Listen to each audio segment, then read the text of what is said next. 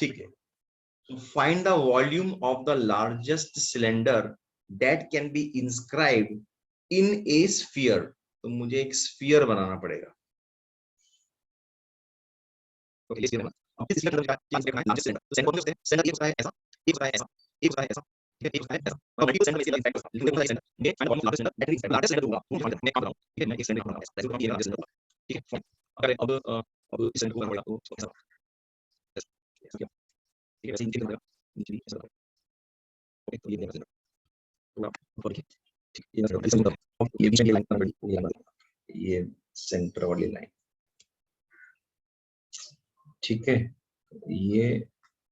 ये मेरा centre of the point. अब यहां से क्या बनाना पड़ेगा? यहां से एक ऐसा बनाना है और एक ये ऐसा बना दूंगा, ठीक है। तो और क्या है, ये 90 डिग्री है। So find the volume of the largest cylinder that can be inscribed in the sphere of radius r. Sphere of radius r. So this r is given to me. Sphere of radius r. This is given to me. ठीक है। अब ये और ये क्या है? ये मेरा कैपिटल R है। किसका? रेडियस ऑफ सिलेंडर है ये मेरा, करेक्ट, ओके। और ये क्या है? यहां से लेके यहां तक ये मेरा हाइट है।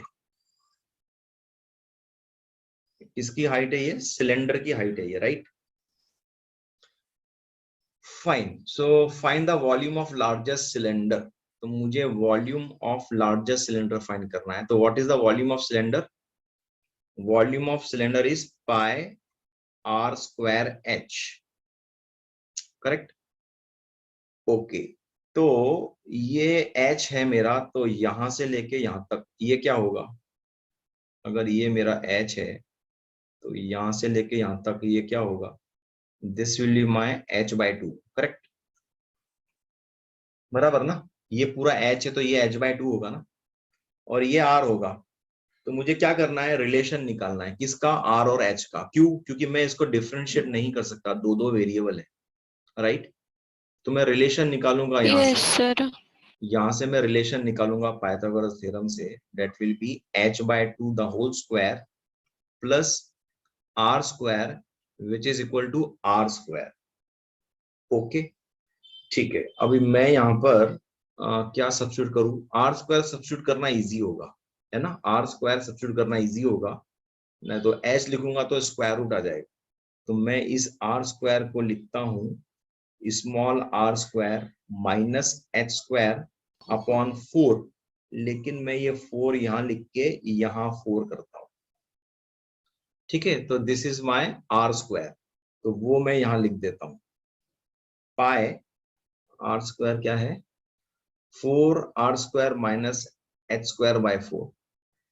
तो ये है, एक मिनट, ये है आपका 4, भूल जाता हूँ क्या है ये, r square minus h square, r square minus h square upon 4 है ना, ये अपॉन 4 ही है ना भाई? हाँ सर। हाँ, अपॉन 4 ही है, ठीक है।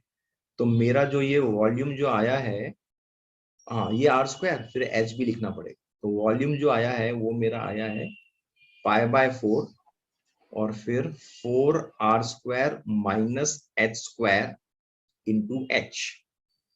This is constant, this is u into v लगा सकता हूं मैं इसको ना, इसको u इंटू वी लगा सकता हूँ, या फिर एक काम करते हैं, u इंटू वी क्यों लगाऊं, इसको मैं π/4 h को अंदर ले लेता हूं।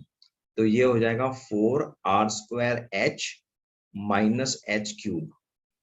अब u इंटू वी लगाने की जरूरत नहीं है, ठीक है। अभी डायरेक्ट डिफरेंशिएट करो dv बाय dh, ओके। तो ये कांस्टेंट है π/4, तो ये बाहर आ गया। Derivative of 4r square h will be what? Only 4r square, क्योंकि वो कांस्टेंट है, h is you are differentiating this with respect to h, so it will be 1. So this will be your 3h square, correct. Now I need to find the critical points. So to find the critical points I have to equate this to 0. So when I equate this to 0, what I will get? I will get pi by 4 r square minus 3h square is equal to 0. And finally, I will get 4r square is equal to 3h square. मुझे h की value find करनी है. h will be what?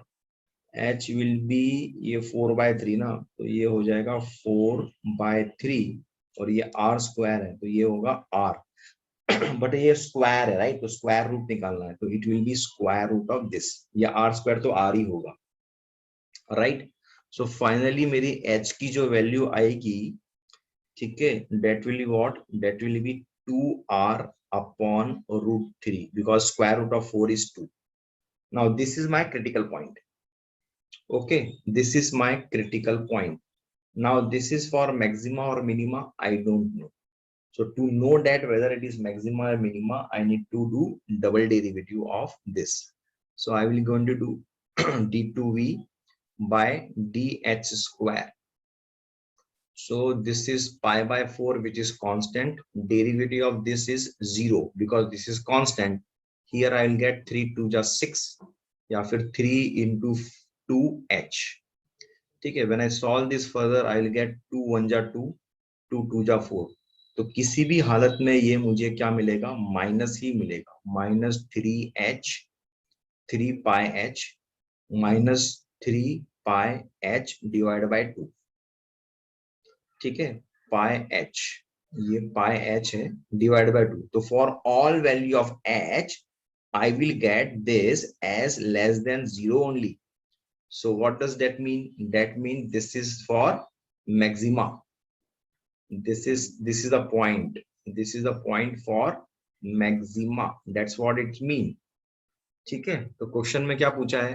Question में पूछा है find the volume of largest cylinder that can be inscribed. ठीक है, तो लार्जेस्ट सिलेंडर का एरिया मतलब फॉर्मूला क्या था? वो ये